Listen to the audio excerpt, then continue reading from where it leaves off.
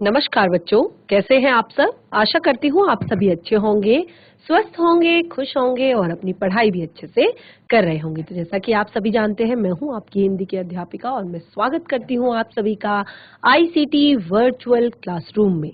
और आज हम यहाँ पर एकत्रित हुए हैं पढ़ने के लिए क्लास 11th की हिंदी।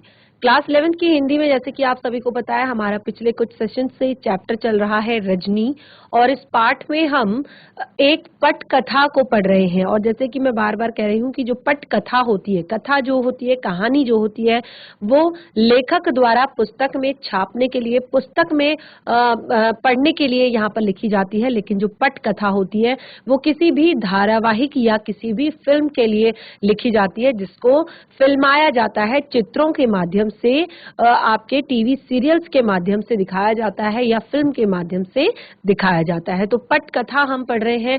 तो ये पट कथा का एक बहुत बड़ी पट कथा का छोटा सा अंश आपकी इस पाठ्य पुस्तिका में दिया गया है, जिसका नाम है रजनी।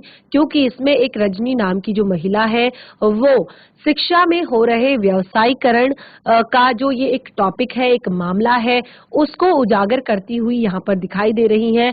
तो क्योंकि इस तरह की सिचुएशन आजकल हमारे जो आम जनजीवन है इसमें भी दिखाई देती है, इसीलिए इस बात के प्रति लोगों को जागरूक करने के लिए, लोगों को एक तरह से जगाने के लिए, लोगों को प्रेरित करने के लिए ये पाठ आपको यहाँ पर दिया गया है। तो किस तरह से आपने देखा कि यहाँ पर एक जो बहुत ही ज्यादा होनहार बच्चा है, बहुत ही ज्यादा इंटेलिजेंट बच्चा है, जिसके मैथ्स में क्लास 7th का वो बच्चा है जिसके मैथ्स में हमेशा से 95 से 100 मार्क्स उसके आते हैं और मैथ्स उसका फेवरेट सब्जेक्ट भी है।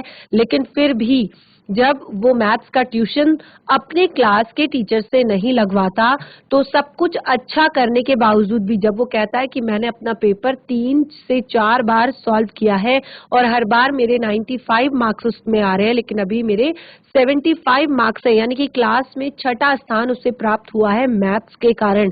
तो एक ब्राइट स्टूडेंट, एक होनहार बच्चे के अंदर किस तरह से एक कुंठा की भावना आ जाती है, इस तरह के माहौल से ये इस पाठ में दिखाया गया है। तो पाठ को हम कंटिन्यू करते हैं, कहाँ तक पहुंची है हमारी जो इस पाठ की अभिनेत्री अगर हम कह सकते हैं, क्योंकि ये एक पटकथा है और एक धारावाहिक ये है। तो इस पाठ को हम कंटिन्यू करते हैं, चलते हैं स्मार्ट बोर्ड की तरफ, देखेंगे क्या कुछ होता है आगे। इस पाठ में सभी बच्चे ध्यानपूर्वक पढ़ेंगे और समझने का प्रयास करेंगे। तो जैसे कि आपने पिछले सेशन में देखा कि जो रजनी है वो अब, क्योंकि अब वो विद्यालय के प्रिंसिपल के पास जा चुकी हैं, प्रिंसिपल से वो बात कर चुकी हैं, लेकिन उनको वहां पर कोई भी नतीजा इस बात का निकलता हुआ नहीं दिख रहा है। तो वो सीधे अब यहाँ पर पहुंच चुकी है, यानी कि वो जो बोर्ड ऑफ एजुकेशन यानी कि निर्देशक के पास वो चली गई हैं, डायरेक्टर के पास, डायरेक्टर ऑफ एजुकेशन के पास वो चली गई हैं। और वहां पर भी उन्हें एक चीज दिखाई देती है, एक चीज बहुत ज्यादा निराश करती है कि वो बहुत देर से यहाँ पर बैठी हुई है और जो उनका जो पियोन है वो उन्हें इंतजार करवा रहा है। उनकी जो पर्ची जो है वो लगभग 1 से 2 घंटे से अपनी जेब में लेकर घूम रहा है, उनके नाम की पर्ची, लेकिन वो आगे नहीं बढ़ा रहा है, क्योंकि उसको भी घूस चाहिए, उसको भी पैसे चाहिए इस बात के लिए कि वो मिलने दे अपने निर्देशक महोदय से। तो जब निर्देशक महोदय से बात करती है, निर्देशक महोदय सबसे पहले तो गुस्सा करते हैं, सरप्राइज होते हैं कि आप इस तरह से बिना पर्ची के अंदर कैसे आ गई। तो जब रजनी अपनी बातों को रखती हैं, अपनी बातों को समझाती हैं उन्हें, तो फिर निर्देशक महोदय एक ही बात कहते हैं, वेरी सैड, हेडमास्टर को रिएक्शन लेना चाहिए टीचर के खिलाफ। यानी कि वो सारे बोर्ड के नियमों को वहां पर समझाते हैं और बोर्ड के बारे में सारी चीजें बताते हैं, और उसके बाद कहते हैं कि हेडमास्टर को यानी कि स्कूल के प्रिंसिपल को इस चीज के खिलाफ एक्शन लेना चाहिए। यानी कि वो सारी बातें उनको बता देती है कि किस तरह की सिचुएशन, किस तरह की ये घटना हुई है। और फिर जो रजनी है, क्योंकि वो इससे पहले प्रिंसिपल से मिल चुकी है, हेडमास्टर से मिल चुकी है, तो वो निर्देशक महोदय को इस तरह से एक्सप्लेन करती है, क्या खूब आप कहते हैं कि हेडमास्टर को एक्शन लेना चाहिए, हेडमास्टर कहते हैं मैं कुछ नहीं कर सकता, तब करेगा कौन? मैं पूछती हूँ, ये ट्यूशन के नाम पर चलने वाले इस घिनौने रैकेट को तोड़ने के लिए दखल अंदाजी नहीं करनी चाहिए आपको? आपके बोर्ड को, यानी कि आपको क्योंकि आप 90% 90% का आपका अधिकार होता है प्राइवेट स्कूल्स पर, तो आप क्या उनको इस बात के लिए नहीं कह सकते कि आप ये सारी चीजें बंद करवाइए? ये जो शिक्षा के नाम पे एक जो व्यवसाय चल रहा है, इस व्यवसाय को बंद करवाइए। तो जैसे कि बाकी बातें जो है सारी, वो मैंने अपने पिछले सेशन में क्लियर कर दी थी कि किस तरह से एक जो निम्न वर्ग का बच्चा है, यानी कि जिसको सच में एक ट्यूशंस की जरूरत है, जो पढ़ने में अच्छा है लेकिन उसको हेल्प की जरूरत है, वो फीस के कारण, फीस की कमी के कारण, क्योंकि उसके माता पिता उसके 3 से 4 सब्जेक्ट्स का ट्यूशन नहीं लगवा सकते और साथ ही वो स्कूल की फीस भी पे कर रहे हैं, जो कि प्राइवेट स्कूल्स बहुत ज्यादा फीस लेते हैं, और उसके साथ साथ वो ट्यूशन भी कंटिन्यू नहीं कर सकते। तो उन बच्चों के लिए ये एक बहुत ही बड़े दुख की बात है। और साथ ही जो होनहार ब्राइट स्टूडेंट जो है, जो पढ़ना नहीं चाहते हैं ट्यूशन, और उनको ट्यूशन नहीं पढ़ने की सजा दी जाती है, तो ये भी उनके लिए एक बहुत बड़े दुख की बात है। तो उसका इस चीज से चेहरा तमतमा जाता है, यानी कि गुस्से में आ जाती है, और निर्देशक कहते हैं लेकिन हमारे पास तो आज तक किसी भी पेरेंट्स की इस तरह की कोई भी शिकायत नहीं आई, यानी कि अभी तक किसी भी पेरेंट्स ने हमें आज तक कोई शिकायत इस तरह की नहीं की। तब रजनी कहती है कि यानी कि कोई शिकायत आने पर ही आप कुछ सोच सकते हैं, वैसे शिक्षा के नाम पर दिन दहाड़े होने वाली इस दुकानदारी को, यानी कि बहुत व्यंग्यात्मक तरीके से वो इस बात को कहती है कि आपके बोर्ड ऑफ एजुकेशन को जानकारी नहीं, कोई चिंता नहीं। अब निर्देशक महोदय कहते हैं कि ये कैसी बात कर रही हैं आप, इतने कितने इम्पोर्टेंट मैटर्स रहते हैं हम लोगों के पास। अभी पिछले 6 महीने तो नई शिक्षा प्रणाली को लेकर कितने सारे सेमिनार्स ऑर्गेनाइज्ड किए हैं हमने, क्योंकि अब एक नई शिक्षा नीति बनने जा रही है, और उस नई शिक्षा नीति के लिए हमने बहुत सारे सेमिनार्स ऑर्गेनाइज किए हैं, बहुत सारे स्कूलों में हमने अलग अलग तरह के सेमिनार्स किए हैं। अब रजनी कहती है व्यंग से, ओह इम्पोर्टेंट मैटर्स, नई शिक्षा प्रणाली, अरे पहले इस शिक्षा प्रणाली के छेदों को तो रोकिए, वरना बच्चों के भविष्य के साथ साथ आपकी नई शिक्षा प्रणाली भी छनकर गड्ढे में चली जाएगी। तब जो निर्देशक होते हैं वो इस बात से थोड़ा सा गुस्से के साथ बोलते हैं कि आप पहली महिला हैं और हो सकती हैं कि जो इस तरह की शिकायत लेकर आई है।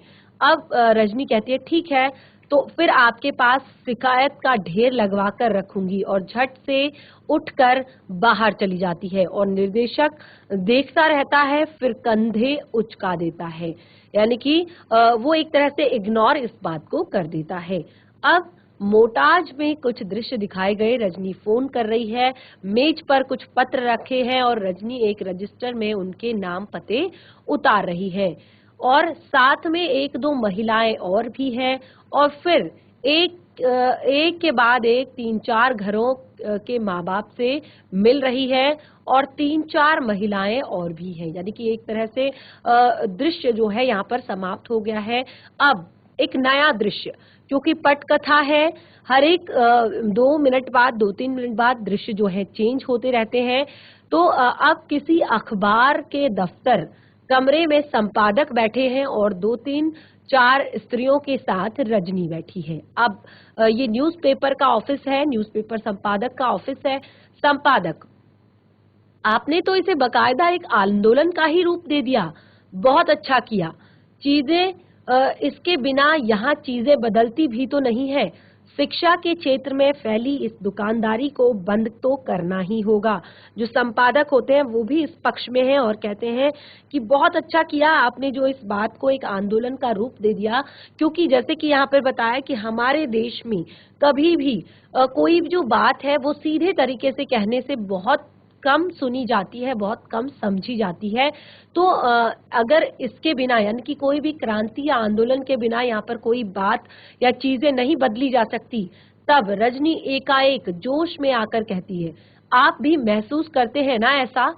तो फिर साथ दीजिए हमारा। अखबार यदि किसी इशू को उठा ले और लगातार उस पर चोट करता रहे तो वो थोड़े से लोगों की बात नहीं रह जाती, सबकी बात बन जाती है, आंखें मूंद कर नहीं रह सकता फिर उससे कोई। आप सोचिए जरा, अगर इसके खिलाफ कोई नया नियम बनता तो आवेश के मारे ऐसा उसका चेहरा हो रहा है गुस्से के मारे, जैसे उससे बोला ही नहीं जा रहा है।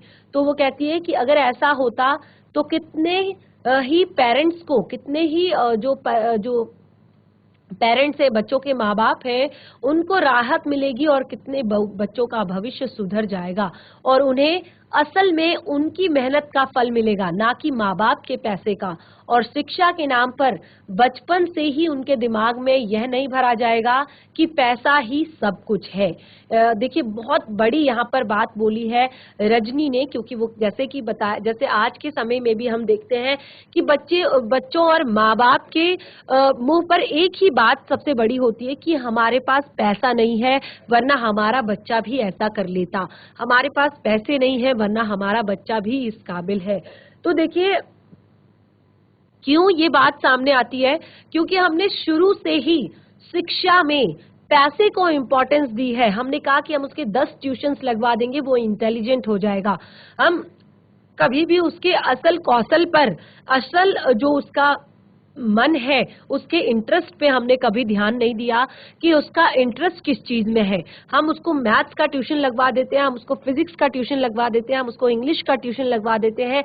हम नहीं जानना चाहते कि उसको हिंदी में इंटरेस्ट है, हम नहीं जानना चाहते कि उसको लेखन में इंटरेस्ट है। हम सोचते हैं कि बहुत सारे ट्यूशन लगवा देंगे, ये बहुत ब्राइट बन जाएगा, और आगे बच्चे के दिमाग में बस यही बात घर कर जाती है और वो इसी तरह से सोचने लगता है और अपनी हर चीज के लिए वो दूसरों पर डिपेंड रहता है, पैसों पर डिपेंड रहता है, मेहनत नहीं करना चाहता।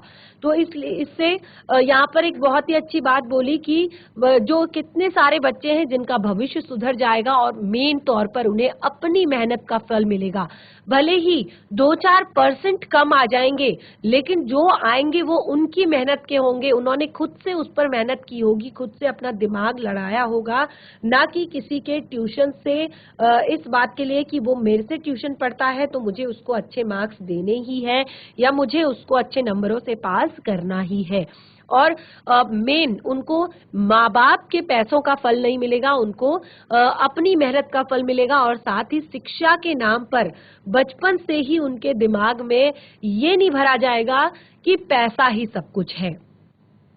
अब संपादक जो है हंसकर वो कहता है, बस बस मैं समझ गया आपकी सारी तकलीफ और आपका सारा गुस्सा। तो रजनी कहती है कि ठीक है, तो फिर दीजिए हमारा साथ, उठाइए इस इशू को, लगातार लिखिए और धुआंधार लिखिए। यानी कि अब उसने एक अखबार के संपादक को इस बात को दे दिया है और अब संपादक, इसमें आप अखबार वालों को अपने साथ ही पाएंगी। अमित के उदाहरण से आपकी सारी बातें मैंने नोट कर ली है। एक अच्छा सा राइट अप तैयार करके पीटीआई के द्वारा मैं एक साथ फ्लैश करवाता हूँ। अब रजनी जो है वो इस बात से बहुत खुश और गदगद हुई और वो कहती है कि एक काम और कीजिए, 25 तारीख को हम पेरेंट्स मीटिंग कर रहे हैं, राइट अप के साथ इसकी सूचना भी दे दीजिए, तो सब लोगों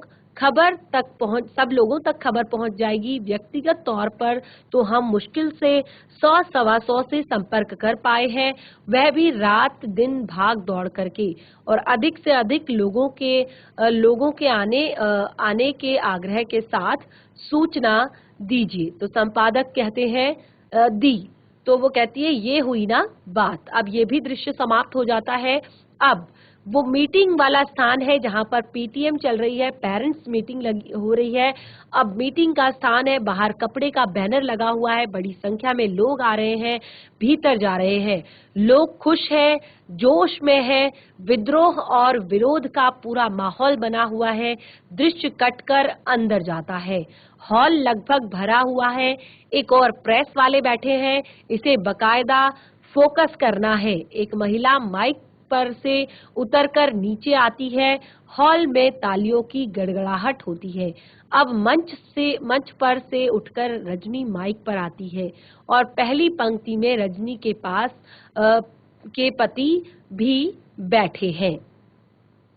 तो अब ये जो मीटिंग का दृश्य है ये शुरू होता है और वो अपने भाषण को शुरू करती है।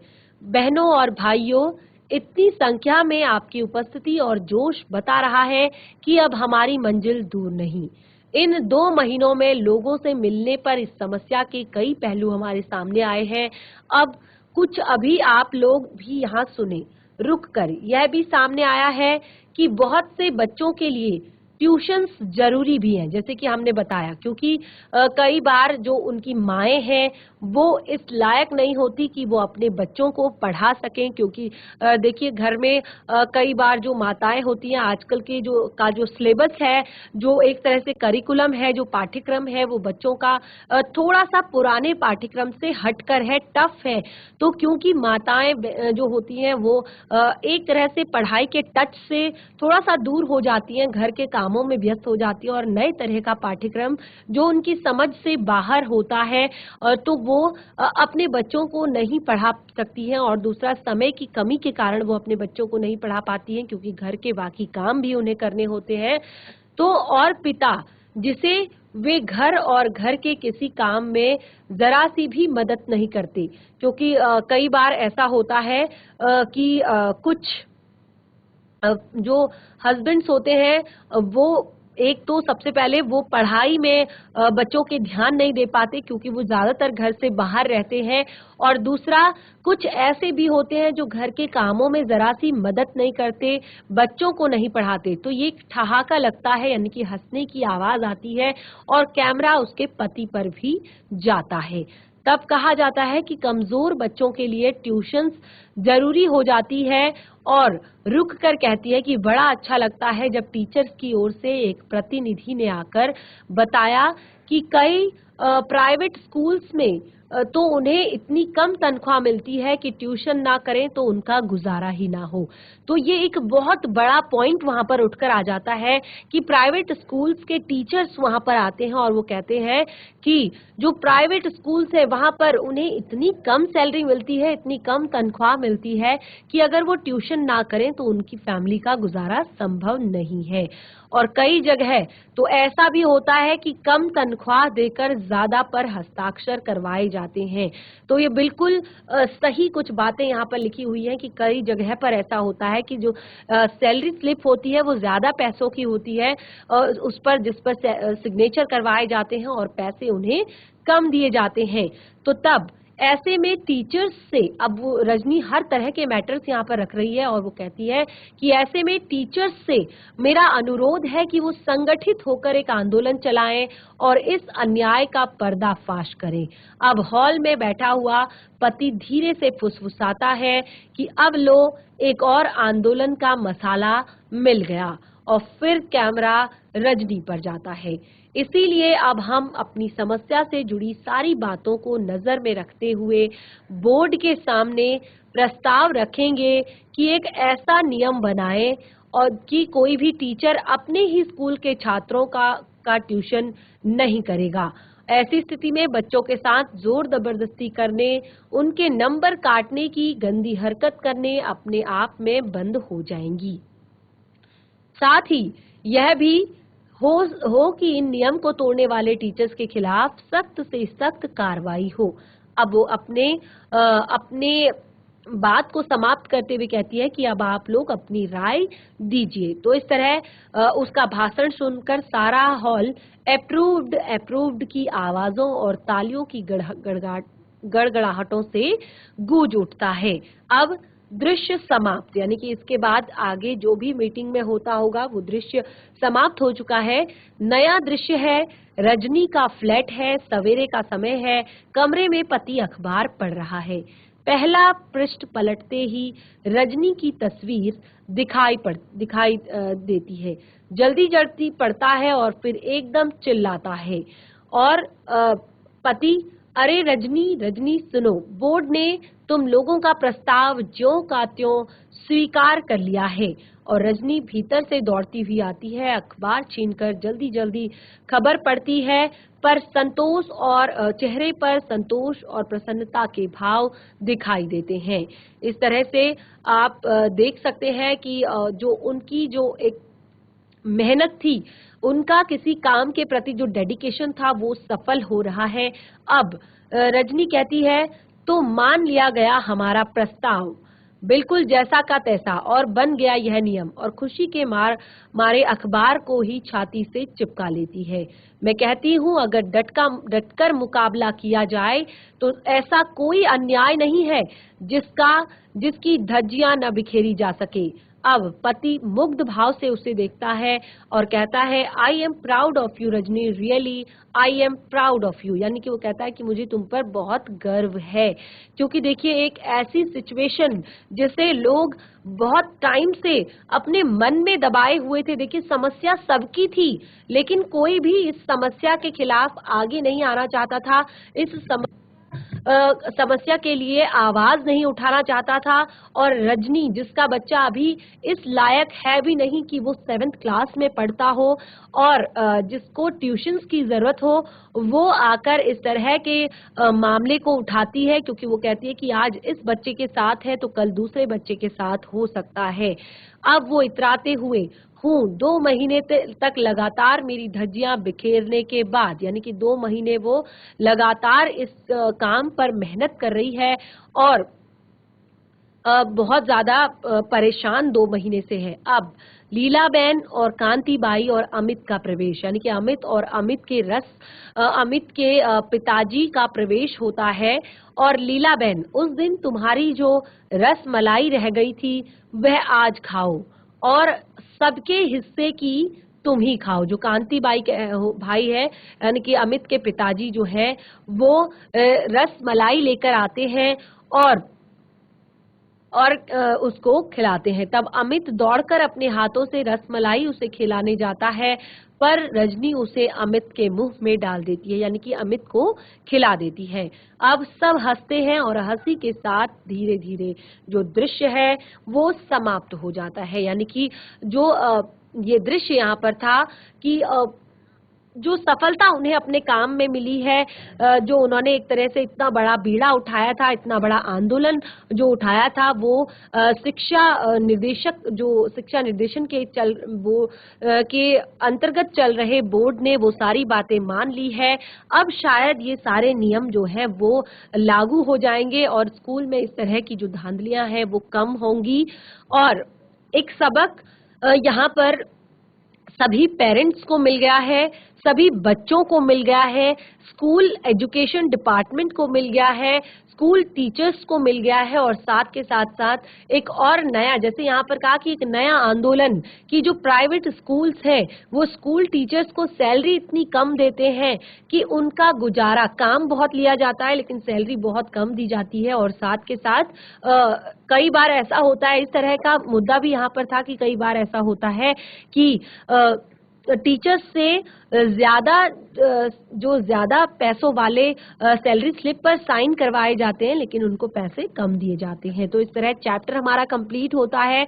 बहुत ही सुंदर, बहुत ही प्रेरणादायक ये पटकथा हमारी यहाँ पर थी। अब इससे जुड़े पाठ से जुड़े हुए कुछ प्रश्न आपके यहाँ पर दिए गए हैं, तो इनको हम करेंगे क्योंकि पाठ को बहुत अच्छे से हमने पढ़ा है, 2 से 3 दिन हमें इस चैप्टर को पढ़ने में लगे हैं।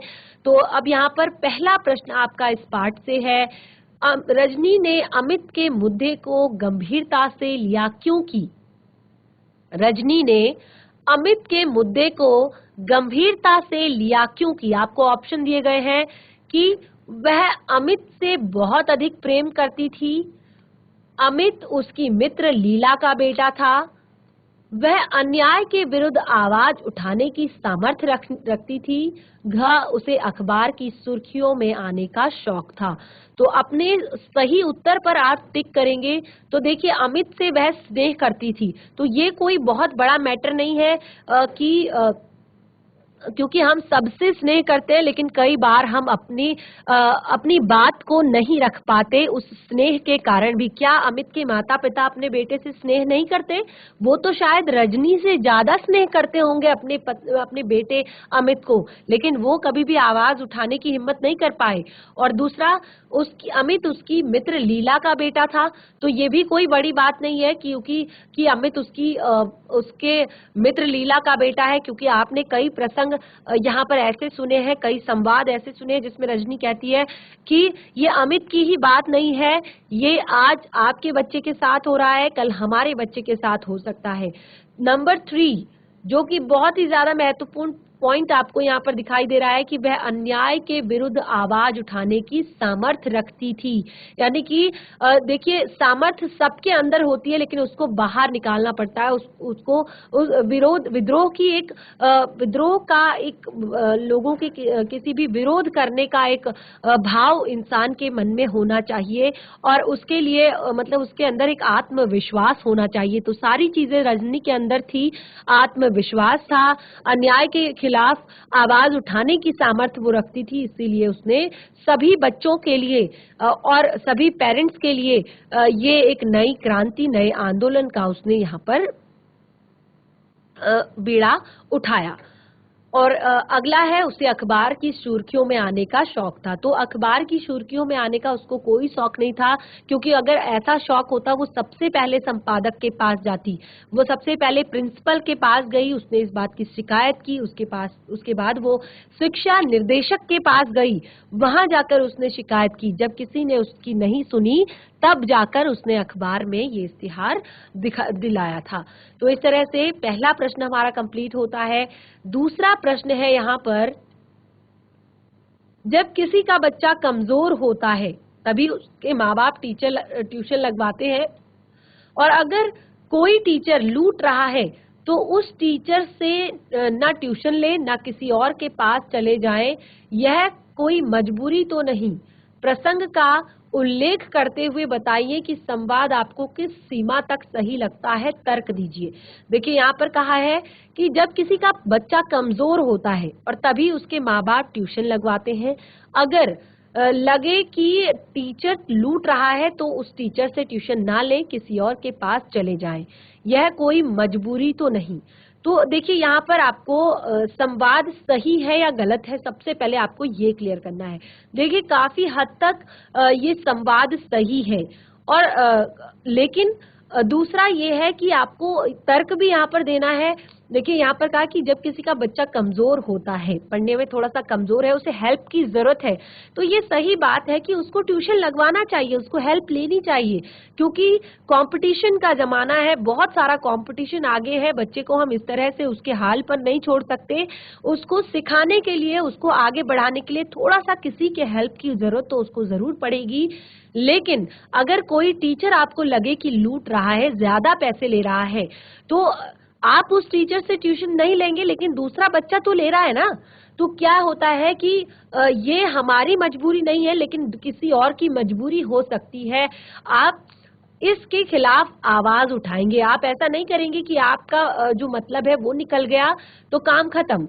आप आवाज उठाएंगे इसके खिलाफ कि हर चीज के लिए नियम बनना चाहिए, क्योंकि वो बच्चा मजबूरी में ट्यूशन पढ़ रहा है, उसको हेल्प की जरूरत है, तो इसके लिए अलग से नियम होने चाहिए। तो आप अपने तर्क यहाँ पर दे सकते हैं, अपनी बात यहाँ पर रख सकते हैं और अपने तरीके से इस प्रश्न का उत्तर आप दे सकते हैं। तो इस तरह से हमारा दूसरा प्रश्न यहाँ पर कंप्लीट होता है। अगला है नंबर 3। अब जब यहाँ पर रजनी टीचर्स के लिए कहती है कि टीचर्स को बहुत प्राइवेट स्कूल्स में बहुत कम सैलरी मिलती है, तो यहाँ पर बात कही गई कि एक और आंदोलन का मसाला मिल गया। तो ये फुसफुसाकर कही गई बात है, और ये बात किस प्रसंग में किसने किस प्रसंग में कही। देखिए, ये बात जो रजनी के पति हैं उन्होंने इस प्रसंग में कही, क्योंकि रजनी ने पहले ही एक बात को आंदोलन का रूप दे दिया गया था, और इससे कहने वाले की किस मानसिकता का पता चलता है। देखिए, इससे कहने वाले की इस मानसिकता का पता चलता है कि वो बहुत ज्यादा इंटरेस्टेड नहीं है इस चीज में कि किसी भी चीज के लिए आंदोलन किए जाए, किसी भी चीज के लिए बहुत ज्यादा मात्रा में शोर शराबा किया जाए या बात की जाए। तो इस तरह से आप अपने तरीके से भी इस प्रश्न को लिख सकते हैं। नंबर 4 है, रजनी धारावाहिक की इस कड़ी की मुख्य समस्या क्या है? क्या होता अगर अमित का पर्चा सचमुच खराब होता? और दूसरा, संपादक रजनी का साथ न देता। देखिए दोनों ही प्रश्न काफी इंटरेस्टिंग है, तो आप अपने तरीके से इन प्रश्नों का उत्तर दीजिए और उसके बाद पाठ के आसपास से भी यहाँ पर बहुत सारे प्रश्न दिए गए हैं। चैप्टर बहुत ज्यादा इंटरेस्टिंग था, बहुत ही ज्यादा आपको यहाँ पर चीजें सीखने को मिली है, समझने को मिली है और एक ज्ञान चक्षु जो है वो हमारा खुल गया है इस पाठ को पढ़कर। तो काफी समस्याएं आप इस पाठ से यहाँ पर जो प्रश्न दिए गए हैं उनकी हल कर सकते हैं। तो बच्चों इस तरह से हमारा जो ये चैप्टर है रजनी कंप्लीट हो चुका है। पाठ का एक मोरल भी हमें मिल चुका है कि हमें किसी भी अन्याय के खिलाफ, किसी भी ऐसी चीज के खिलाफ कि जो आपको लगता है गलत है, आपके लिए ही नहीं, आपके परिवार में किसी भी व्यक्ति के लिए, आपके समाज में किसी भी व्यक्ति के लिए, आपके पास पड़ोस में किसी भी व्यक्ति के लिए, तो आपको ये सोचकर चुप नहीं रहना है कि आपके अकेले से क्या होगा या आप नहीं बोलेंगे तो अगर आप बोलेंगे तो आपके बोलने से क्या होगा। क्योंकि जैसे कि मैंने आपको बताया कि समस्या हर एक व्यक्ति के अंदर होती है, लेकिन वो आवाज नहीं उठा पाता है। तो अगर आप उस आवाज को उठाते हैं, तो आप अगर थोड़ा सा संघर्ष करते हैं, थोड़ा सा विद्रोह करते हैं, तो जरूर आपकी बात को सुना जाता है, समझा जाता है। तो ये चैप्टर हमें एक बहुत ही बड़ी सीख देता है जो कि हमने यहाँ पर पढ़ ली है। तो चैप्टर हमारा कंप्लीट हो गया है। हम अब मिलेंगे अपने नेक्स्ट सेशन में एक नए पाठ के साथ। तब तक के लिए धन्यवाद। आपका दिन शुभ हो।